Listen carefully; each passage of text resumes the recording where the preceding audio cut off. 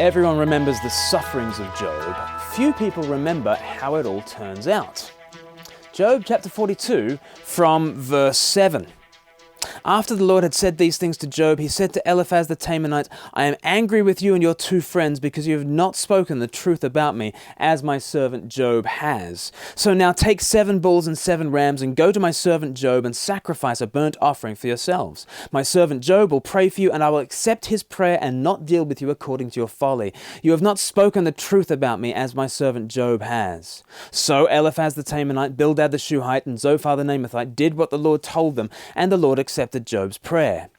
After Job had prayed for his friends, the Lord restored his fortunes and gave him twice as much as he had before. All his brothers and sisters and everyone who had known him from before came and ate with him in his house. They comforted him and consoled him over all the trouble the Lord had brought on him, and each one gave him a piece of silver and a gold ring.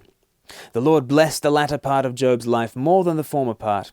He had 14,000 sheep, 6,000 camels, 1,000 yoke of oxen, and 1,000 donkeys. And he also had 7 sons and 3 daughters. The first daughter he named Jemimah, the second Keziah, and the third Keren-Happuch. Nowhere in all the land were there found women as beautiful as Job's daughters, and their father granted them an inheritance along with their brothers. After this, Job lived 140 years. He saw his children and their children to the 4th generation. And so Job died, an old man and full of years, or in the old translations, full of days. Job is the story of man. And the story of man has a happy ending. To be more precise, it has a happy beginning, a terrible middle, and then a glorious ending. This ending seems to come from nowhere. Nothing in Job's circumstances suggests or precipitates this turnaround. It's simply that the Lord shows up and ushers in a dramatic happily ever after. First, there is a righting of wrongs, then there is a restoration. The righting of wrongs comes as the Lord confronts Job's miserable comforters, Eliphaz, Bildad, and Zophar. These fools who have tormented Job will be forgiven by the Lord. How? Through sacrifice and through the intercession of righteous Job. As Job prays for his friends, he plays the part of our friend in heaven, Christ. Do you remember Job chapter 16 verse 21? We covered it in a recent video. Job said, even now my witness is in heaven, my advocate is on high, my intercessor is my friend, as my eyes pour out tears to God. On behalf of a man, he pleads with God, as one pleads for a friend. So here in Job 42, Job is acting just like his friend Jesus. And as he acts like Jesus, Job is called the Lord's servant 4 times.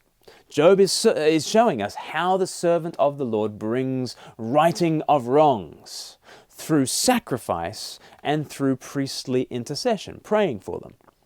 And then we read, after the righting of the wrongs, we read about the restoration. Job has more sons and daughters, beautiful children, whose children and grandchildren he lives to see. Job's wealth is also restored twice over. In the beginning, Job had 7,000 sheep. Now he's got 14,000. He began with 3,000 camels. He ends with 6,000. He began with 500 donkeys. He ends with 1,000. And he lives for 140 years. That's twice a normal lifespan. This is not merely paradise regained. Through suffering, Job is brought out into an even greater glory. And this is the story of man. We will not simply return to the garden. We will be brought through suffering to a city.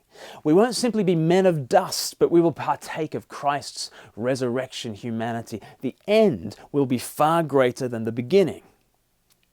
You know, Job is never given an explanation for his suffering. We know what's going on, kind of. He never does. He's never told that suffering X was caused by Y and it's intended to achieve Z.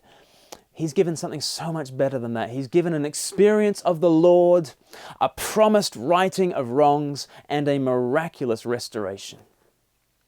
We, like Job, are headed towards prosperity, feasting, comfort and consolation. We are headed towards riches and blessing and fruitfulness and beauty and fullness of life. This happy ending is not a fairy tale. It is our certain future hope, guaranteed by the resurrection. Our Redeemer lives. Our bodies, our wounds, our circumstances, our sufferings, even the whole universe, nothing is beyond his resurrection power. which means that there is no such thing as senseless suffering.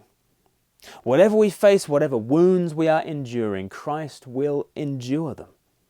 On Good Friday, as people watched the murder of the Messiah, they may have returned home thinking, oh, there's no way anything good could come from all that suffering. And yet, the greatest imaginable good came from precisely that suffering.